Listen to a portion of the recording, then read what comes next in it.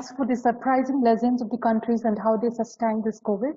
And also we wish all your advisors to come into limelight for the benefit of the society. Thank you, sir.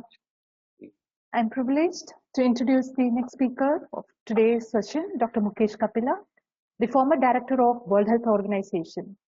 Dr. Kapila has extensive experience in global and public health, international development, humanitarian affairs, conflict, security issues, human rights and diplomacy, social entrepreneurship, with substantive leadership roles in government, United Nations systems, multilateral agencies, International Red Cross and Red Crescent, civil society, and academia. He is also an author and public and media speaker. His work has taken him to some 120 countries in all continents. Originally schooled in India and England, Dr. Kapila graduated in medicine from the University of Oxford and received postgraduate qualification in public health from the London School of Hygiene and Tropical Medicine. Since 2012, he has been the professor of global health and humanitarian affairs at the University of Manchester, UK, where he also founded and chaired the Manchester Global Foundation. Since 2020, he is also a senior advisor to the Parliamentary Assembly for the Mediterranean, the principal forum for 29 national parliaments of the Euro-Mediterranean region, deliberating on the creation of the best political, social, economic, and cultural environment for the fellow citizens of the member state. He also serves as an advisor on several international bodies, including on the Strategic and Technical Advisory Group for Antimicrobial Resistance for the World Health Organization. So your profile is a book by itself. With such credentials, who else will be the right person to speak on healthcare leadership? Ladies and gentlemen, let's welcome Dr. Mukesh Kapila to deliver the keynote address. Over to you, sir. Thank you. Thank you very much. Indeed, you can hear me okay? Yes, sir, we can. Good, very good. Vice Chancellor, Dean, dear friends, including my old friend Jamambalai, it's, you know the worth of a person, not when things are going well and everything is fine, but when things are going badly. It is only in a crisis that the best of your friends and colleagues comes out. Now, by all accounts, 2020 has been an extraordinary year, as been recognized by everyone, because of the turmoil caused by COVID-19. Every person on the planet is touched in some way or the other, either personally, because their lives or livelihoods are directly affected, or because their most important relationships within their families, communities, and workplaces are brutally interrupted by external imposition. At the same time, there is worldwide disruption, social, economic, political, the ramifications of which will take many years to work through. Put another way, a defining feature of this pandemic is how the local and the global, or the nearby and the far away, have collided. The result is contradictions in plenty. For example, we see impoverishment and inequalities growing apace, even as we see heartwarming acts of kindness and solidarity as people help each other. We see the growth of totalitarianism and human rights limitations, apparently excused by public health necessity, even as governments scramble to help their citizens through unprecedented fiscal measures, apparently overthrowing long-established economic orthodoxy. We see the closing of borders and travel, although we know that viruses can't be stopped that way, even as we see borderless collaborations take off in the mutual interest to vanquish the coronavirus. We see old businesses go to the wall, even as new enterprises flourish, to provide the goods and services we can't live without. We see countries looking inward to hold what they have or to scramble to get, competing with others, be it medicines, food, or other supplies, even as they argue for international fairness in the distribution of global goods, such as the new COVID vaccines. We see old technologies and systems fail in every sector, be it health or education, even as extraordinary fast innovation arise to transform them. And we see the old globalization and multilateral order under furious attack by disappointed peoples, even as alternative nationalism in the name of self-reliance may even actually make matters worse. Is this all caused by the little coronavirus? Or is it that the pandemic is simply heightening the tensions and transitions that are already there and simply made more acute? After all, there have been other pandemics in the past, as well as many great wars, disasters, and crises of all types. And they have often triggered huge changes and adjustments. Doubtless, there will be more to come, with the greatest being climate change, the worst impacts of which are only now becoming apparent, and much worse is yet to come. What can we deduce from all this in terms of future health sector leadership? To determine that, let us look at the demands and opportunities that may arise. Some of the most relevant trends that were already underway before the pandemic have simply been accelerated during the present crisis. The first such trend is our perspective on health itself. For far too long, we have focused only on ourselves, i.e. placing humans at the center, and elevated the pursuit of human health and development as a central goal of advancement. We have forgotten that our own health and well-being are intimately interconnected with that of the environment that we draw sustenance from, and the wider ecosystems of the planet that carries us. The emergence of the SARS-CoV-2 virus that causes COVID-19 was just the latest challenge in a long line of environmental distress signals, such as Ebola, HIV and AIDS, or expanding antibiotic resistance, which has serious implications for all serious infections.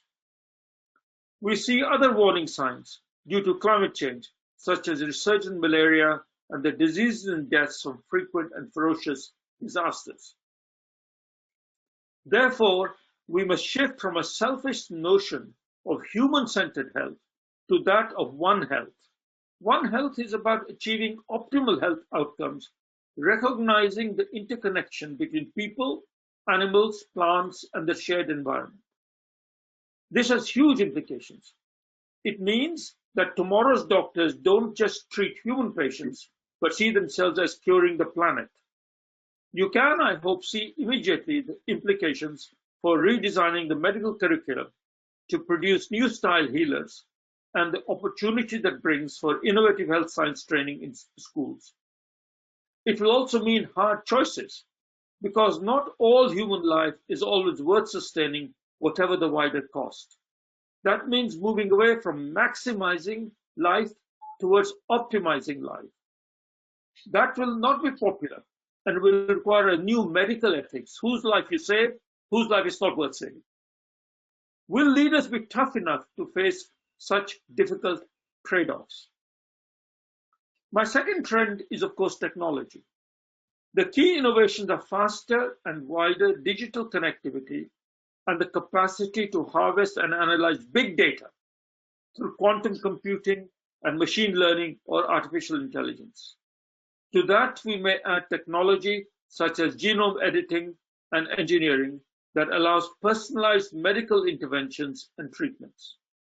Other technologies are around bioengineering and biocomputing. These advances are no longer in the realm of science fiction. Elements are already in use, and when these developments start synergizing better, the impact will be nothing short of revolutionary for disease prevention and tracking personal health status, for example, through wearable technologies, thus leading to early interventions. We already see smarter imaging and diagnostics, and COVID-19 has demonstrated how technologies are fast-tracking the development of new medicines and vaccines. There are also huge potential benefits for public health. Imagine if the next virus outbreak is detected and controlled before it becomes an epidemic, let alone a pandemic. So the key question is whether these transformations will add towards or mitigate the huge pressure that health systems have to deliver more with fewer resources and thereby improve efficiency, minimize waste, and ultimately deliver better patient care. The implications for the new generation of health leaders is clear. They will need a whole new set of skills beyond the medical trade to ride the technology tiger. My third trend is around self-care. The implications of the technology revolution and the information explosion are that people are getting more enabled to look after themselves, at least for common conditions that do not require specialist knowledge, but yet clog up the stretched capacities of hospitals and health centers. This is a form of democratization in that it empowers citizens to avoid diseases or to heal themselves and thereby take a greater control over their own fate. That is, I believe, the crucial way to tackle the vast unmet need for reproductive health care, mental health care, and the massive expansion of non-communicable diseases such as diabetes and cardiovascular conditions, which together with chronic respiratory conditions and cancers constitute at least 70% of the burden of disease in rich and poor countries alike. So modern medical leaders need a shift out of elitist attitudes that entrench their own central authority around hoarding knowledge and expertise towards empowering others. Empowering others can threaten your own dominance. Not everyone will find that easy, considering the expensive acculturation that has gone through in medicine's own climb up the ladder, in medical leaders' own climb up the ladder. The fifth shift is organizational. The pre-COVID legacy organizational mindset is that of rigid vertical bureaucracies composed of the traditional health system pyramid, with dispensaries and health centers at the bottom, feeding into more specialized clinics, and then district hospitals, and finally tertiary hospitals. Navigating this elaborate structure is difficult for consumers of healthcare, with huge transaction costs for them, noting already that out-of-own-pocket expenditure is a massive burden on sick and desperate people in their hour of greatest need. And yet, at the same time, if traditional health management structures don't change themselves, then towards more horizontal, more pragmatic, more, if I can put it this way, even more chaotic rather than rigid, then we're not going to be able to respond to the flexibilities and the choices that healthcare consumers are going to be facing tomorrow. We should stop talking about patients and we should start talking about consumers. In the same way that in commerce, a shop that doesn't meet the needs of the consumers will fail. So too will suppliers of medical services unless they take a consumer-oriented approach. Yes, patient-centered, but look upon patients as consumers of healthcare, not as burdens on healthcare systems. So now, my next consideration is financing. There has to be a revolution in health financing. At the moment, most health systems around the world are bankrupt. If you don't constantly subsidize them, they will go bankrupt. No company in the world could exist on the basis in which healthcare is financed. Of course, there is an obligation on governments to finance healthcare. So in that sense, this is part of the social contract that citizens and the state have, you see. But in a world of many needs, governments cannot do everything. The problem we have at the moment is that the health financing incentives are perverse. They are favoring a high cost structure and a low output structure. So you have absurd situations like in the United States, where the country spends more money than anywhere else in the world and has the worst outcomes of any developed economy. And we see this in India, where huge resources are going into healthcare systems for the elite populations. And the returns of that investment in terms of health gains are actually very minimal. So we don't have a health financing system we have a sickness financing system. And the financial models and economists like Jagamala has to think about this is, how do you actually create a financing system that gives you the right incentives to maximize your own responsibilities for your health, rather than to be rewarded when you go sick through your own neglect or through inability to take the necessary personal and other precautions that are necessary. This brings us to closing down the false dichotomy between individual health and public health. So we think that individual health is for individuals when they go sick, and public health is for authorities and systems, if you like. But in the end, public health is only the sum total of personal health. And the way we finance health, therefore, is actually leading to distortions. And I think there needs to be innovation and revolution in that particular area. Now, I have two concerns that flow from my 5 or 6 trends which I have shared. The first thing is that I think we are going to see a much greater worsening of inequalities. So on one hand, we have the Sustainable Development Goals that were adopted by the UN a few years ago, which calls for leaving no one behind, and a model of sustainable development, which is about ensuring that we have universal health coverage, that no one in the world should be denied their basic human right to health. And of course, COVID has brought that into focus because we have learned that no one is safe until all are safe. Now, that's very good, but as the current COVID vaccination debate is highlighting, how are we going to achieve universal health coverage as we gear up to vaccinate the majority of the world's 7.8 billion population? So my feeling is that while the ideal of universal health coverage is a very good one, and this should be part of the social contract that any responsible government has with citizens, and citizens have with each other as part of solidarity in society, I think it's inevitable that there will be a huge growth in inequalities. Not everyone has smartphones to digitally connect, and some people's phones are smarter than other people's phones. So I feel that we should go beyond the false rhetoric, and we may well be thinking about strategies of not one world, not like One World Health I was talking earlier, but about 2 or 3 speed world, which can proceed at their own paces, yet working towards a common ideal. How do we actually do that? This is confronting realities rather than talking about rhetoric. My second big concern in terms of these trends is about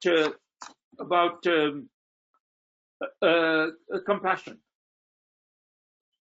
The growth of technology that I've talked about, the way in which institutions are changing, the way in which distancing physically and safety measures, important as they are creating distinctions.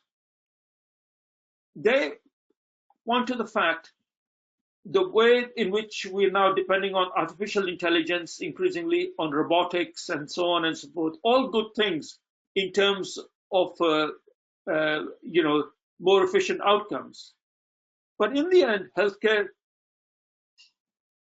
is a personal business.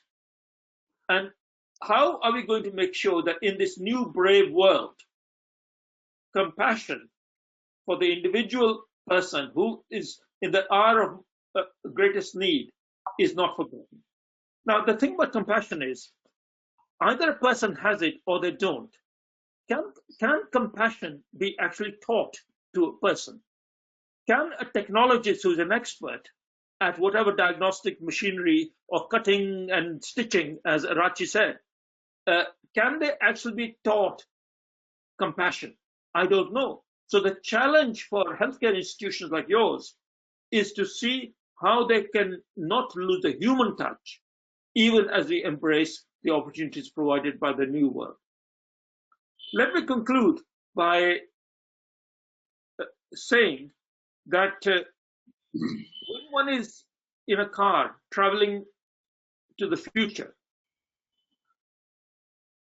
and if you only look through the front mirror, it will be a very dangerous journey. It is actually the view in the rear view mirror that is as important as informing the front screen in the direction of travel. So my general feeling is that yes, COVID has changed a great deal. It changed the world a great deal. But actually many of the changes were taking place anyway. And all COVID has done is accelerated that. My view also is that as we overcome COVID through mass vaccinations and other measures, people have the propensity not to adopt a new normal, but to actually go back to the old normal. So while I think we debate the new normal, and this is good, my feeling is that human nature actually is about going back to the comfort of what we know. And if we do that in an uncritical way, then this whole crisis would have been wasted. Because a crisis is an opportunity for improvement. A crisis is not just a challenge to be overcome. It is an opportunity for transformation. So what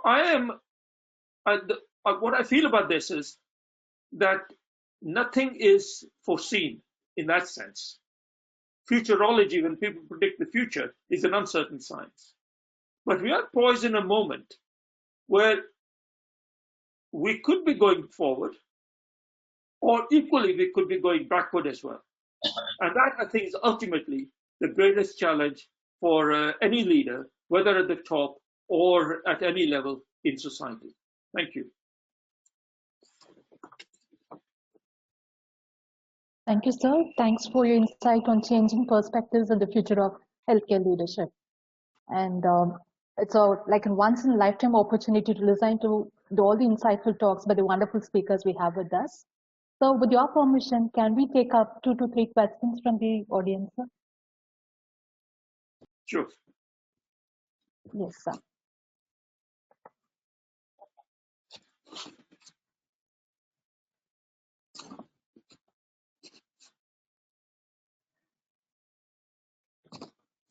The audience can post their questions on the chat box if they are not allowed to, the audience is not allowed. Yes, sir. Yeah. We also have the faculty members who have the questions with them.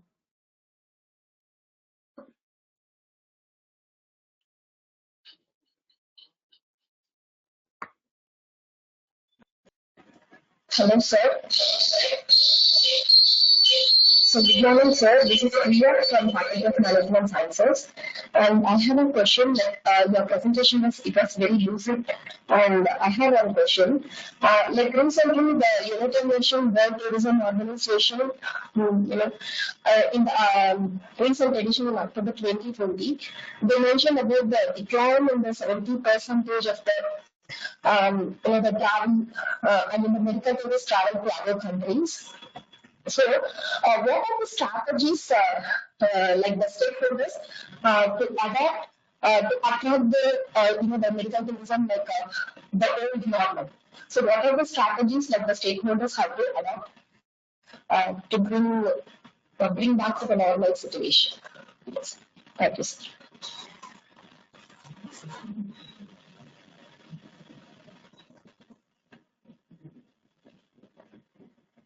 The question is addressed to whom? Dr. Mukesh Kapila. Sorry, there was a lot of echo on the line. Could someone summarize the question briefly?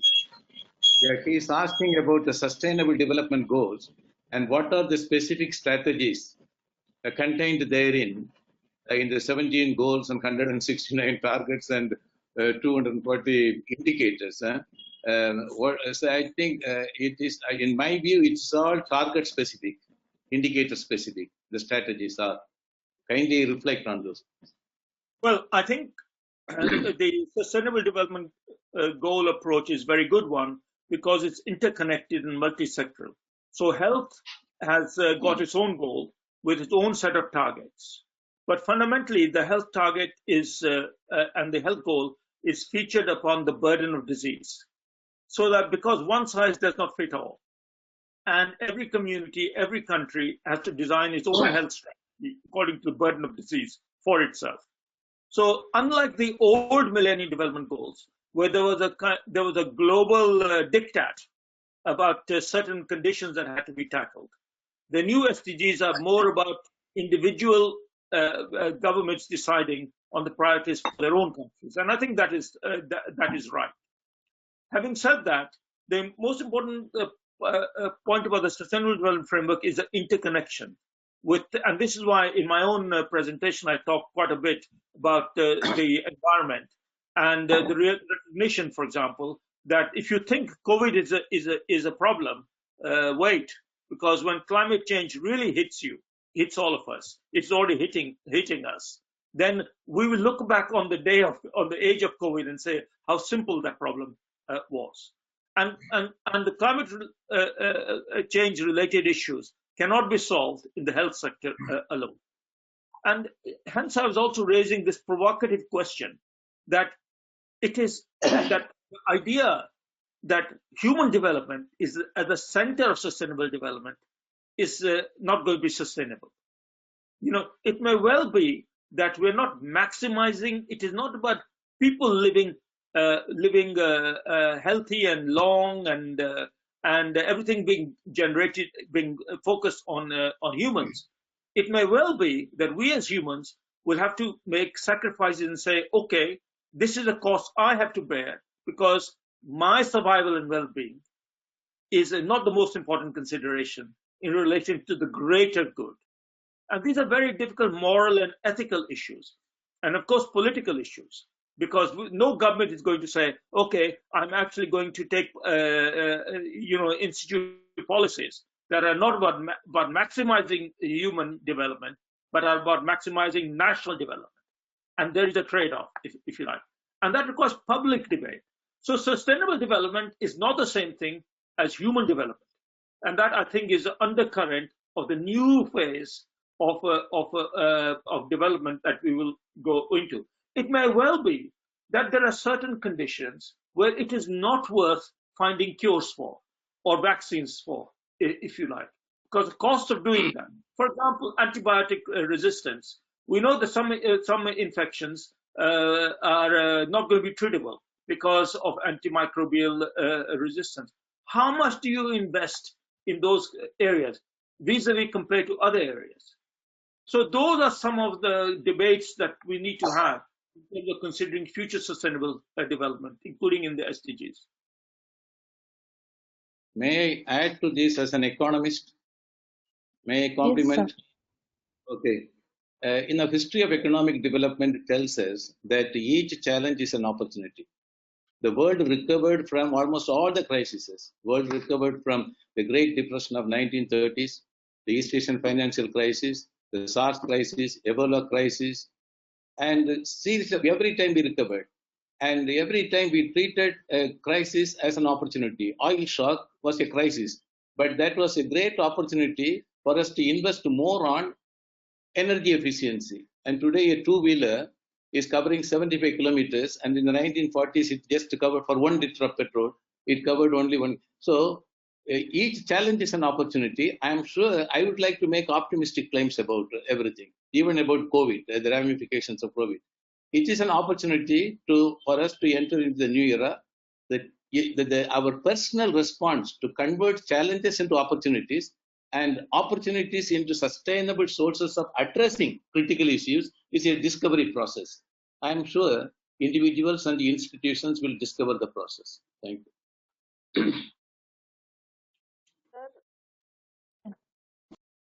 Dr. Amalanathan, he has a question.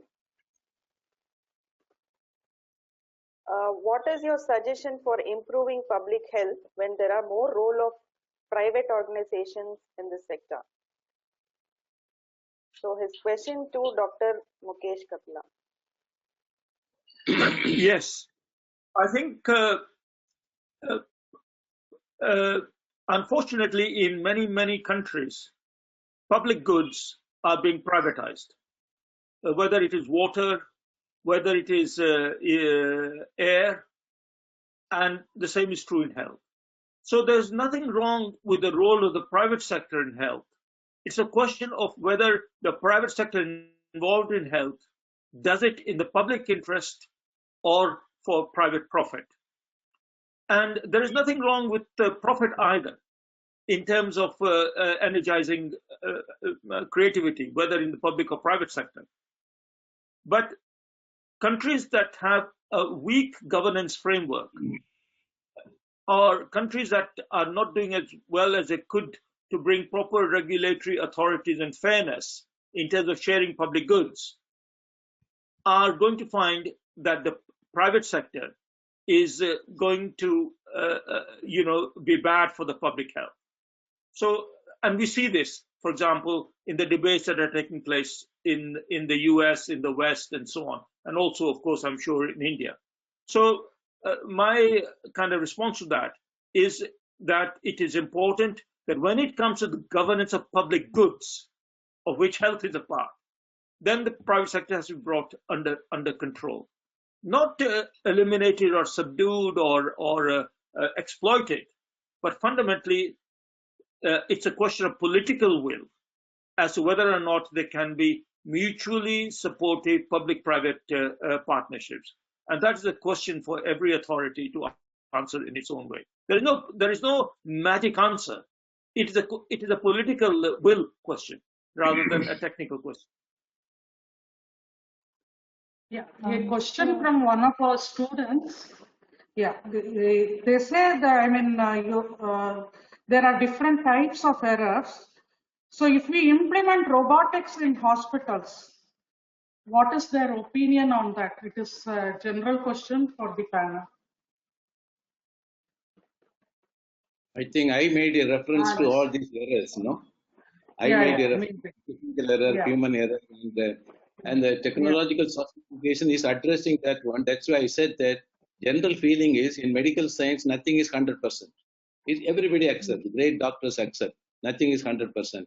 But the technological innovations, particularly disruptive technologies, artificial intelligence and robot, they make it perfect for properly diagnosing and 100% true. So technology is definitely addressing, as indications are there, technology is addressing this issue. The only problem is, I'm not deviating from the question, but related one. Our challenge is to offer technology-based, highly sophisticated treatment to the poor man within his means. That is a real challenge. That's a real challenge. There, the government has to play a major role. I think it would be interesting to hear Dr. Puri's comment on this, as he's a kind of national health policymaker. I mean, how do you, this is an issue I get all the time in other countries as well, poor countries. Is on one hand, there is revolution going on, technologies, new sciences, new advancements, and yet poverty and inequality is getting worse and worse. And